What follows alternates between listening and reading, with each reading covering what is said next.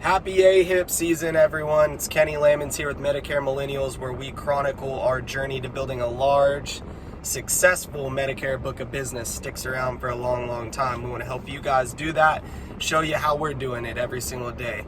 Been a few days since I've got on here. I just wanted to take a second, since the whole theme of our channel is showing our journey to building a book of business. How about we talk a lot about how to acquire business and what we do to do that, but I just want to take a second to talk about how to keep business on the books.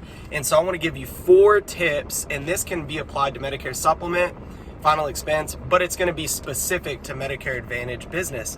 How do we keep these clients on the books long term? And what are the 4 major tips that I can give from personal experience and trial and error that make the most difference? I think a lot of times we as agents try a million different little things or spend money on marketing materials or strategies we hear from other agents that aren't always super effective. Like, I want to focus on the things that make a big difference in longevity of a insurance relationship. I don't want to do the little tertiary things that maybe they add up over time, and I don't want to discredit them but aren't as important. So here's 4 things that I've been doing either for a long time or recently, but can notice a tangible difference on retention, which is super important when you're looking for renewal streams. Number 1, and this one, it might sound contradictory because I'm really big on niching and focusing, but it is cross-selling. And I mean cross-selling within reason. I don't believe that one agent is going to be very effective at selling auto, home, annuity, Medicare Supplement, Medicare Advantage, Final Expense, fully underwritten life, and as well as ancillary products like cancer and hospital and ACA. I just think you spread yourself too thin very quickly. However, we've talked about this a lot. There are a lot of products that are super complementary to the senior market, super simple to cross-sell, and very needed. So I just think it can just be, if you just have 2 different types of policies on the books, your retention rate goes up drastically. My number 1 focus in the beginning of my career was to cross-sell, save someone money on their Medicare Supplement, and bundle those savings into a final expense policy. And it was very powerful because it really eliminated the I can't afford it objection. I mean, eliminated, you never even had to address it, because what you were positioning to that client was that they're going to be able to retain the great same Medicare Supplement coverage they have and also afford the final expense. And I still have many of those clients that I wrote 5 years ago on the books and happy and all of that. When it comes to Medicare Advantage, a lot of times it's an ancillary product like a hospital plan or a cancer plan, and those don't pay a lot. I mean, you're really not booming your business regardless of what anybody tells you, because you sell the occasional hospital indemnity, but it does add up. And more importantly, it a lot of times will help with your retention to keep the business on the books, because they look at that not just as, oh, I have XYZ Medicare Advantage plan, but I have like a package health plan. In their mind, that's the way they perceive it, knowing they're happy with their Medicare plan, and should they ever need to go to the hospital, or if they come down with chronic disease or cancer, that they've got something that's going to help fill those gaps and take care of everything. And then obviously the number 1 for cross-selling is final expense. So that will actually drastically increase your short-term revenue. So it's huge. And it also, just like I said, any 2 different types of complementary products on the books will keep your clients around longer. Doesn't always have to be in the same appointment. I'll touch on that in a second. Okay, so that's number 1. Do cross-sell where it makes sense. Don't stretch their budget too thin. Don't fit a square peg into a round hole, but do what makes sense to get multiple policies with every client that you can. Number 2 is to just keep in touch with these people. I got sick and tired of losing Medicare Advantage clients to call centers for just absurd reasons. And you know what ended up happening almost every time? They would call me, and because I can't reach out to them if they lose or if they decide to cancel their coverage. I can't bombard them or whatever, and so I don't. But more times than not, they end up calling me back saying, I messed up. I talked to this guy or gal on the phone. They promised the world. My doctor's not networked. These drugs aren't covered. And now I'm in a big hole. And so I'm able typically to go back and retain them. But why would I want to do that on the back end? Why wouldn't I simply have a system where I call my clients quarterly? I mean, it's that simple. Call your clients quarterly. And of course, there's like the 3, 6, 14, 30, 90 plan. I think that some of the carriers, and that's fine too, the more the merrier if you want to call them more frequently. But just at least a quarterly call will tip, especially with your Medicaid or LIS customers that can change quarterly.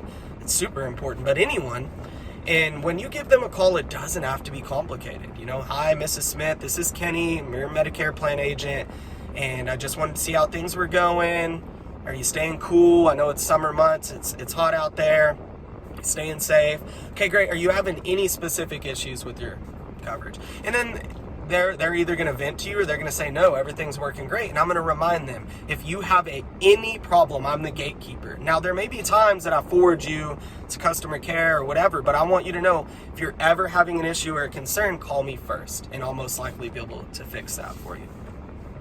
So and then that's also opens the door for referrals like crazy. That's just, is there any friends or family that are having trouble with their Medicare, that are turning 65? Oh yeah, the lady I go to church with was just telling me she hates her plan. It opens the doors to referrals, but more importantly, it prevents people from churning your business unnecessarily and allows you to address their problems and get out in front of it. Number 3, and this one is just actually doing service work. So service work does not mean filing claims for customers. It does not mean that you have to order their new card for them every time. I mean, it doesn't have to mean those things. What service work can be is, look, when you sell the plan, you're going to know what benefits they're most wanting to make use of. If that's transportation, learn how that plan's transportation setup works, and it either direct them to a quick start guide to use it, or actually get on the phone and help them use it. If you know that they want to do mail order drugs, set it up for them. I know that's 5 or 10 minutes. You could have been doing something else.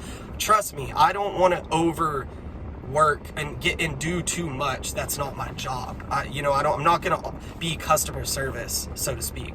But I am going to follow through on my promises, and if I promise and showed them how this particular benefit was going to help them, I'm going to at least facilitate getting them started. So get online, help them set up their mail order drugs, call a dentist office for them to confirm that they take their dental coverage and get them started that way, help them set up their over-the-counter benefits card, however that works for each carrier. And if you just do 1 or 2 of those things and then call quarterly, you're miles ahead of any call center agent or Joe Blow up the street that just come in behind you. So that was cross-sell.